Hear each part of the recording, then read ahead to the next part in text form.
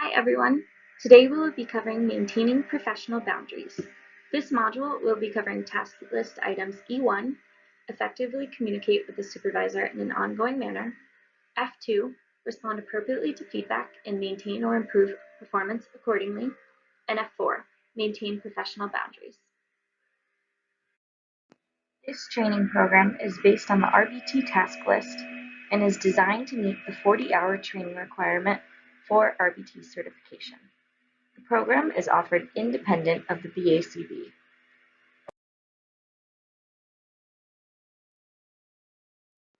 Today's agenda is to briefly cover the 9 core principles, dive into multiple relationships, exploitive relationships, and conflicts of interest, and then cover professional boundaries, which includes accepting feedback and professionalism while working.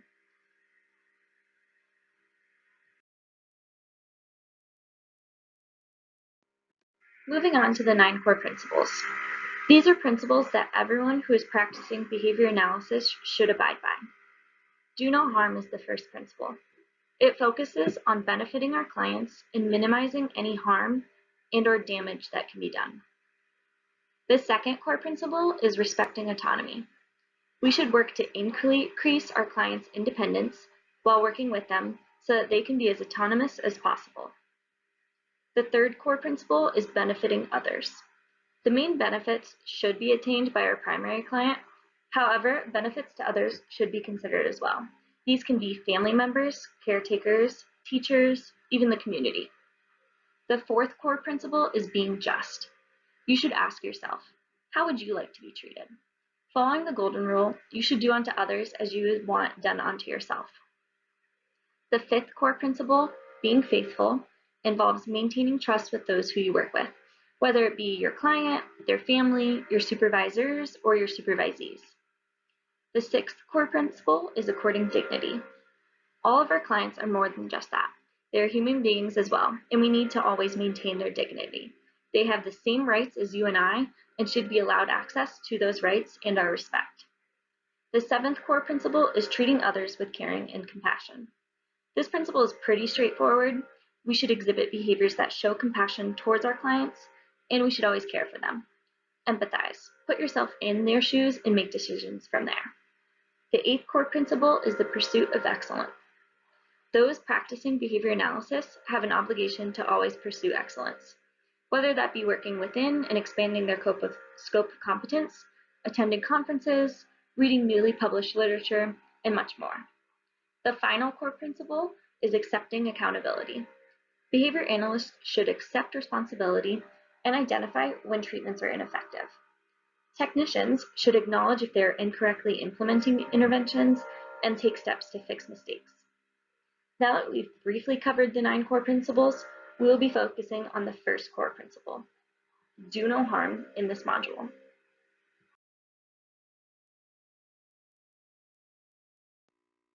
Do no harm is often referenced in the medical field. In behavior analysis, it means doing no harm to the clients we work with as well. Harm can be done with or without awareness, so it is important to carefully analyze how your actions and interventions are affecting your client. Some examples that violate the do no harm principle are collecting data inaccurately, which can lead to an inaccurate representation of a child's problem behavior. For example, if a technician fails to record when the child engages in biting, except when the supervisor is watching, it can result in the data showing very low levels of biting. And if problem behavior is occurring infrequently, as it might appear in the data, no intervention will be put in place. This can cause serious harm to the client, who may need an intervention immediately. Another example following that is allowing a child to engage in excessive self-injurious behavior without intervening.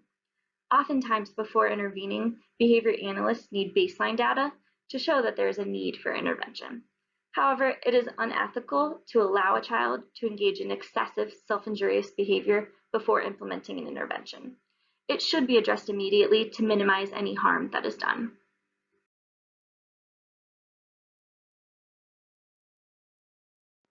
Moving on to multiple relationships.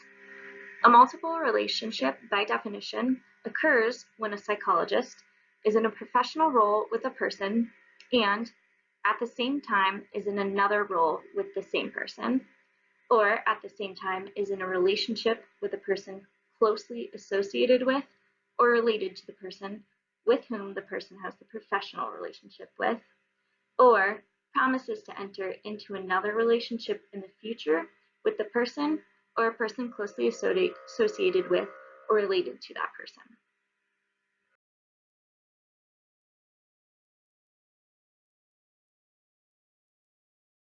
You should not engage in multiple relationships.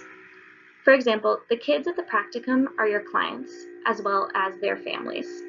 So you should not engage in another relationship outside of being their technician. You should also avoid multiple relationships whenever possible. You should disclose information to supervisors about prior or current relationships that you have with those clients at our practicum site. Again, this can mean the clients that we work with as well as their families.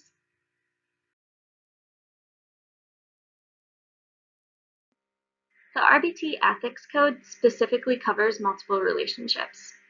It states RBTs avoid multiple relationships with clients and supervisors.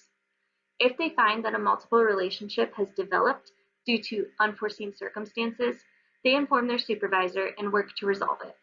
If the multiple relationship involves their supervisor, the RBT should report it to the person to whom their supervisor reports. That is code 1.06 in the RBT Ethics Code. Code 1.07 also states RBTs do not engage in sexual relationships with clients or supervisors. RBTs refrain from sexual relationships with former clients or supervisors for at least 2 years following the date the working relationship ended.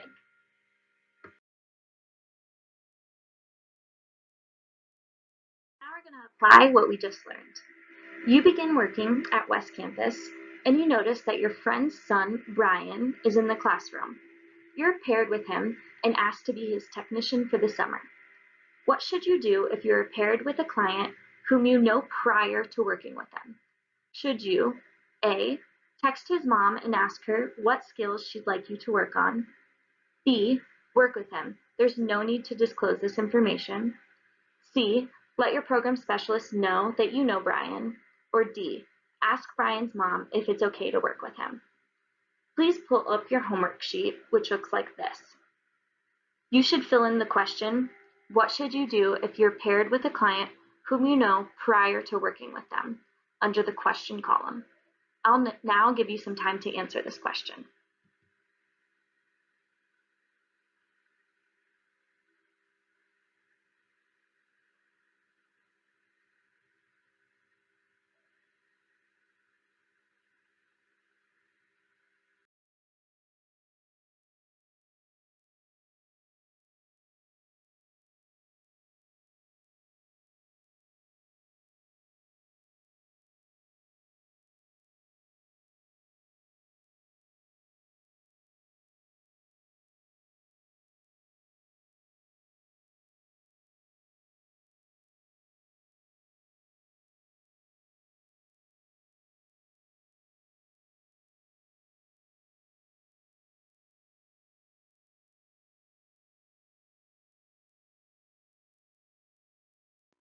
The answer to the previous question is C.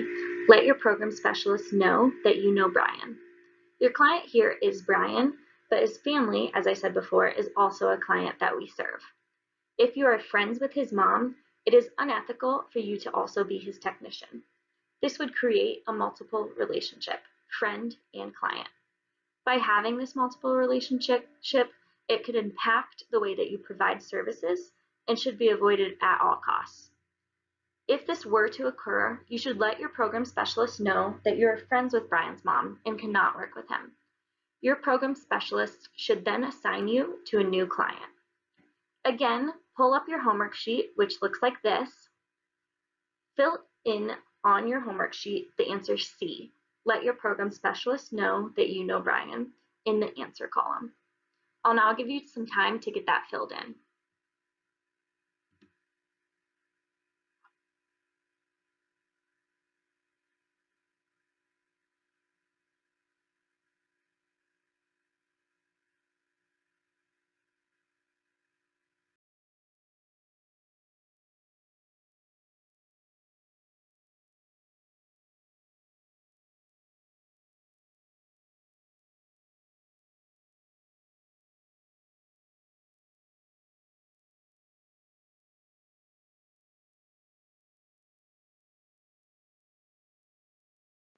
Now, moving on to exploitive relationships.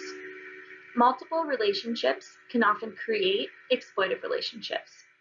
These are relationships which consist of one party taking advantage of another, using an imbalance of power to control another or to unrightly benefit from another's vulnerabilities.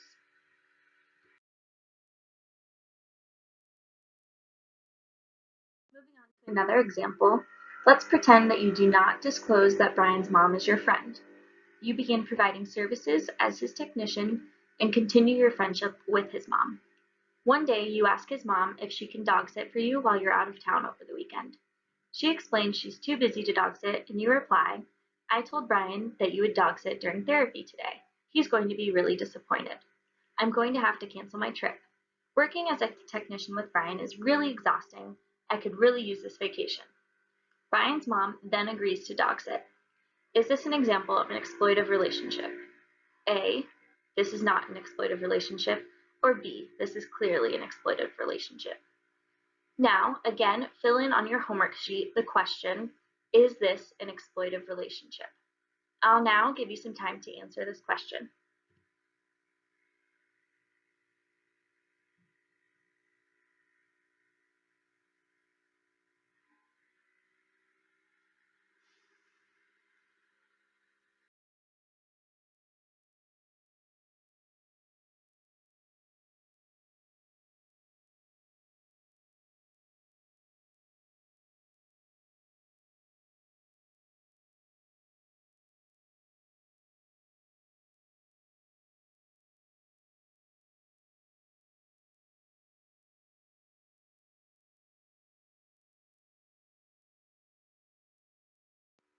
The answer to the previous question is B. This is clearly exploitive. It was very clearly an exploitive relationship. The multiple relationship that was created was then used by the technician to take advantage of Brian's mother. We have an obligation to not exploit persons over whom we have a supervisory, evaluative, or other authority, such as students, supervisees, employees, research participants, and clients. Now please fill in on your homework sheet B. This is clearly exploitive. I'll give you some time to fill that in.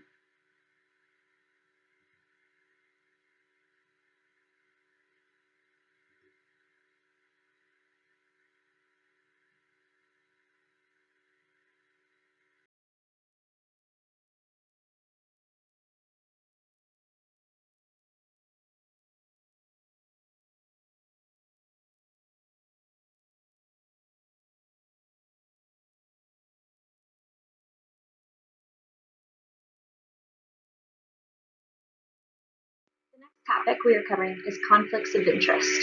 The APA Ethics Code states that psychologists should refrain from taking on a professional role when personal, scientific, professional, legal, financial, or other interests or relationships could reasonably be expected to impair their objectivity, competence, or effectiveness in performing their function as psychologists, or expose the person or organization with whom the professional relationship exists to harm or exploitation. We will now cover another case example. Your mom owns a company that provides ABA services, Behavior Buddies LLC. While dropping off your kiddo after your shift at West Campus to their dad, he asks if you know of any companies that offer in-home services. You say, Behavior Buddies LLC is the best for in-home. What should you do if a client asks for information about a company that you have a conflict of interest with? A, you should have told him about other companies, but still explained that Behavior Buddies LLC provides the best services. B, you should have told him about all of the companies and disclosed that your mom owns Behavior Buddies LLC. C, it's okay to recruit clients to Behavior Buddies LLC. D, you should have ran away screaming, conflicts of interest are bad. Now please fill in on your homework sheet, what should you do if a client asks for information about a company that you have a conflict of interest with? I will now give you time to fill in this question.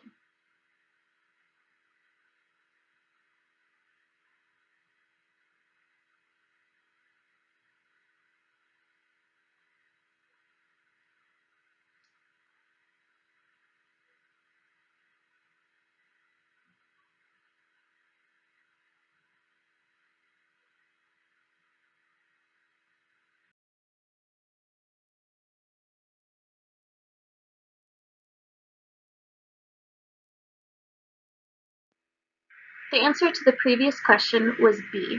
You should have told him about all of the companies and disclosed that your mom owns Behavior Buddies, LLC.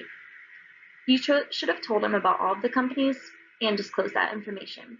You can inform the dad about all of the surrounding companies, but it's important to also disclose that your mom owns Behavior Buddies, LLC. By not disclosing this information and/or suggesting only your mom's company, you are failing to disclose your conflict of interest. Your mom would benefit financially, and you are not being honest with regards to the other options for receiving in-home services. Now please fill in on your homework sheet B. You should have told him about all of the other companies and disclosed that your mom owns Behavior Buddies, LLC. Fill this in the answer column. I'll now give you some time to get that filled in.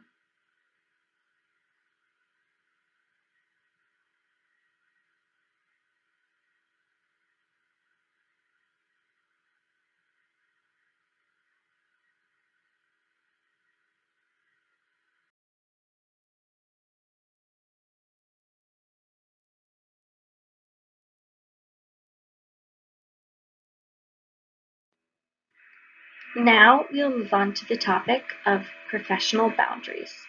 First, we'll watch a short video.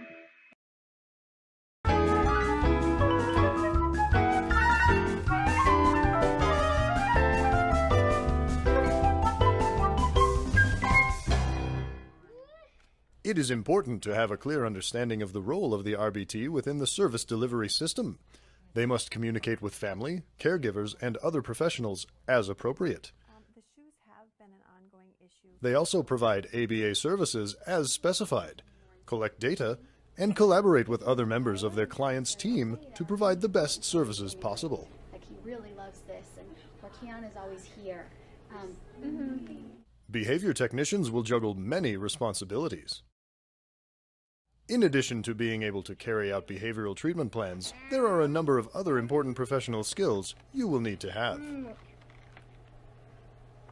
Oh, I like this. No, I like this one. I want that.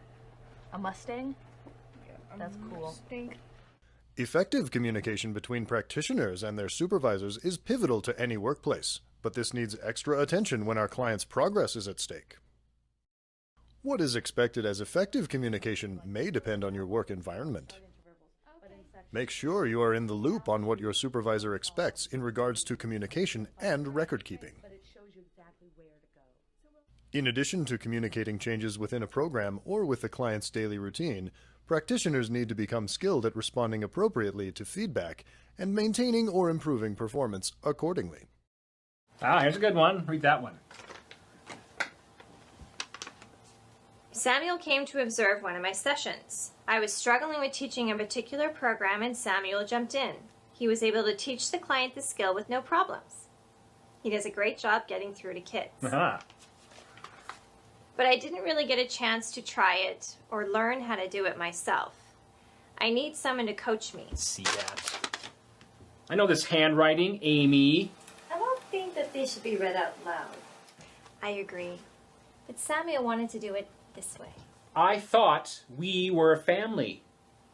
A family supports one another. They don't write this kind of stuff on feedback forms. And some people are better at responding to feedback than others. No one likes to hear a list of their weaknesses, but knowing what one needs to improve upon helps one to become a better practitioner. So what are some ways to respond appropriately to feedback? Number 1. Don't get your knickers in a bunch. Try not to get upset or explain away the feedback. Just take it in stride. Number 2. Show that you've listened to your supervisor's feedback by asking clarifying questions. So tell me, what's this list thing here? It's a self-checklist. It's a self-monitoring program. Every 30 minutes, the timer goes off. They have a list of behaviors they self-monitor. They give themselves points for meeting goals. Then they can exchange those points for reinforcers like snacks or time playing computer games. Oh, so they reinforce themselves? Yeah. Oh, wow. What kind of behaviors can you do this with? Oh, all sorts of behaviors. Self-stimulatory behaviors, addictive behaviors, off-task behaviors. I'd like to learn more about this. Where can I read more about it? Number 3. Try to apply what you have learned from the feedback. You might be surprised how well it works out for you. Good, Amy. Now just try pausing a little bit longer after you prompt and gesturing with your lips to blow into the bubble wand. Yeah. Bubbles. She said it! She said bubbles! Oh. Quick, blow the bubbles! Blow the bubbles! Oh. You did it! You said bubbles, Sarah! You did it! She did.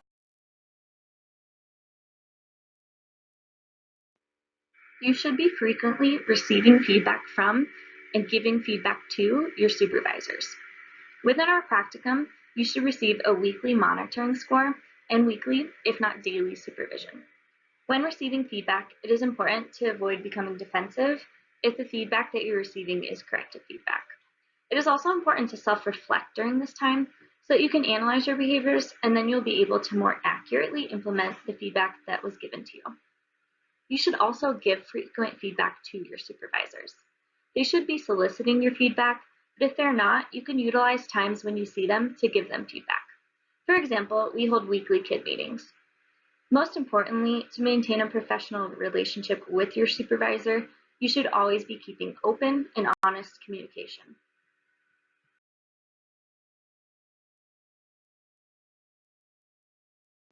When giving feedback, there are several things that you can do to increase the possibility that real changes will happen. First and foremost, we as behavior analysts should always be objective. Describe exactly what it is that you are giving feedback on. If you're ambiguous in your feedback, there's little chance that changes will be made. One way that you can do this is by giving examples and non-examples.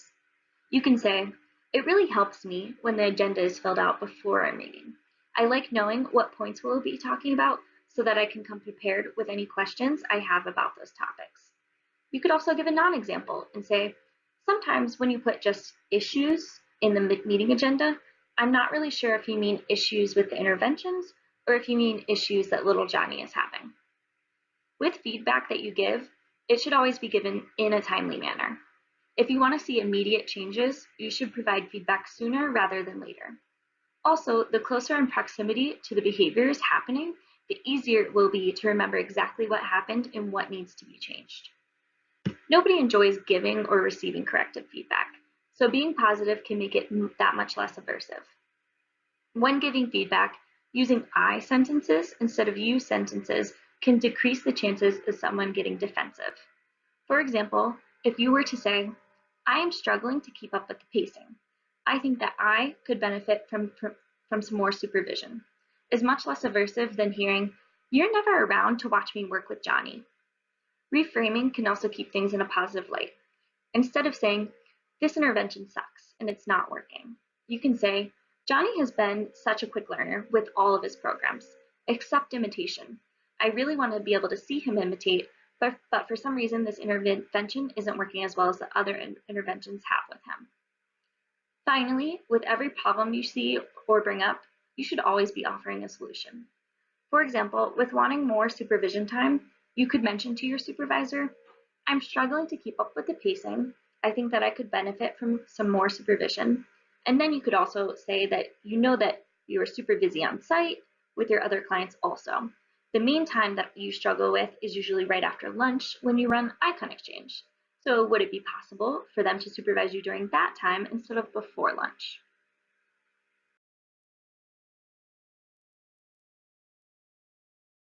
We have 3 example students that we are going to cover that just received corrective feedback.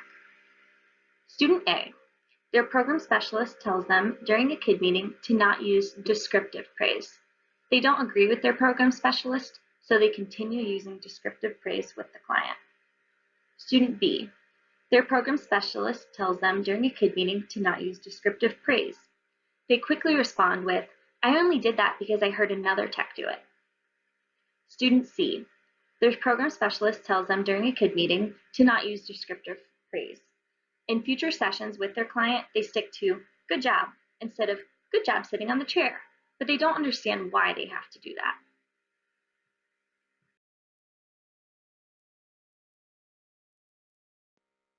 Let's look back again at student A. So their program specialist told them not to use descriptive praise. They didn't agree with their program specialist, so they continue using descriptive praise when they're not around, and they only implement the feedback during monitoring sessions. What is student A doing incorrectly? A, they're becoming defensive. B, they're not implementing feedback. C, they're not utilizing KID meetings. Or D, they're not keeping open and honest communication. On your homework, please fill in the question, what is student A doing incorrectly? I'll give you some time to answer this.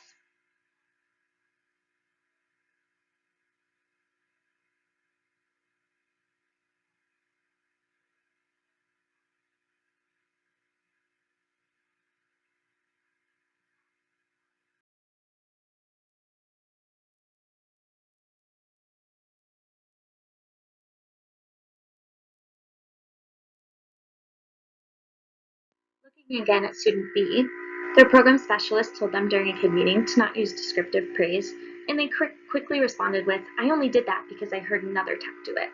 What is student B doing incorrectly? A, they're becoming defensive. B, they're not implementing feedback. C, they're not utilizing KID meetings. Or D, they're not keeping open and honest communication. On your homework sheet, please fill in, what is student B doing incorrectly? I'll give you some time to answer this.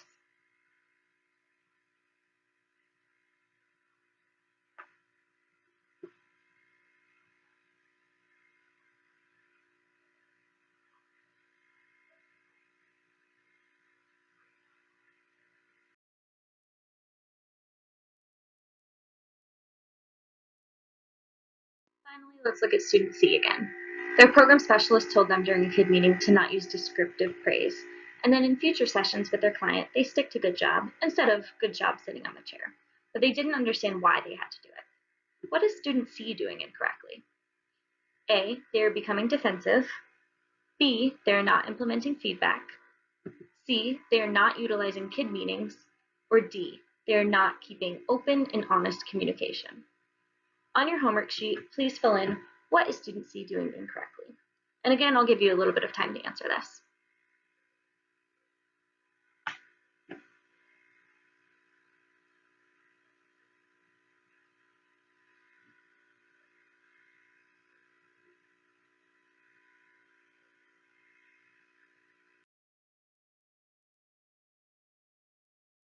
Again, student A was told not to use descriptive praise, but they didn't agree with their program specialist, so they continued using descriptive praise. On your answer sheet, you should have filled in B. They are not implementing feedback.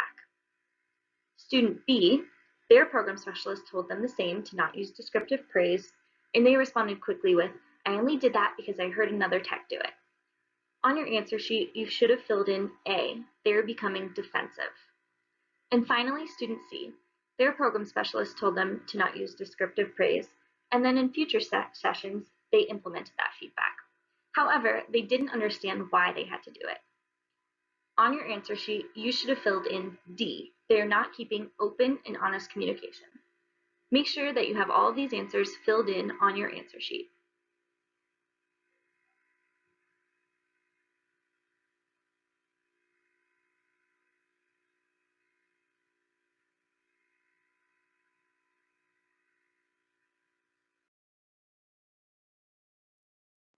Here's the ideal solution for how this could have been solved with each of the students.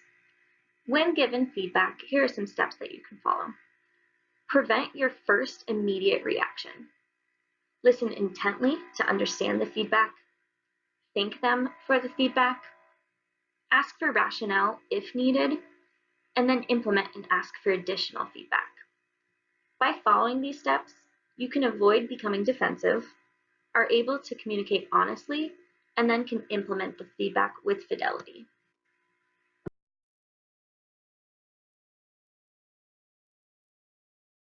Professionalism on-site can be followed in several ways. First and foremost, what you wear can cause you to become unprofessional if you're not following the dress code. Every place of employment has dress codes for you to follow. At our site, we have the following dress code. Examples of acceptable attire are clean dark jeans, khakis, dress pants, shirts with no logos or prints, shirts with the West Campus logo, WMU attire, dress shoes, tennis shoes, sandals that strap around your ankle. Shorts are allowed between the months of June, July, and August, and shorts must be knee length, dark, clean, and have no holes. Sleeveless shirts are acceptable as long as they cover the majority of your collarbone and shoulders. The strap should be around 3 to 4 inches across, or 4 finger lengths must fit. Tank tops are not allowed. Examples of unacceptable attire are any dirty, torn, patched, or stained clothing, cutoffs, beachwear, low-cut shirts, tank tops, bare midriff, short skirts, or shirts. Daisy Dukes are examples of that. Pants or shorts with writing on the bottom, tight leggings, or clothing worn inside out or backwards, high heels, flip-flops, or sandals without an ankle strap. Do not wear t-shirts with content that is inappropriate for an educational setting. This can include shirts that have sex, drugs, or alcohol on them. Clothing must cover the chest, midriff, back, and all undergarments. Low-rise jeans may be inappropriate if someone can see your underwear when you bend over. The way that you conduct yourself on site can also have you appear professional or unprofessional. Conduct while working with children includes being appropriate with them. This can include communicating how they understand, playing with toys deemed appropriate for them. It can also hit back on one of the core principles. You should always respect their dignity. One non-example of respecting dignity may be talking down to a client, especially doing so in front of the client. You should never talk as if they cannot hear and understand you. Even if you may be having a rough day with your client, it is never okay to talk poorly about them and say how frustrating, annoying, or misbehaved they're being. You should always maintain professionalism on site by interacting with others in the classroom professionally. Being kind and courteous to this classroom staff is always expected. You should be professional with your supervisors as well, and then you should always be professional and appropriate with peers, who are the other technicians while on site. As mentioned before, you want to avoid multiple relationships, so maintaining professional boundaries with those that you work with is of the utmost importance.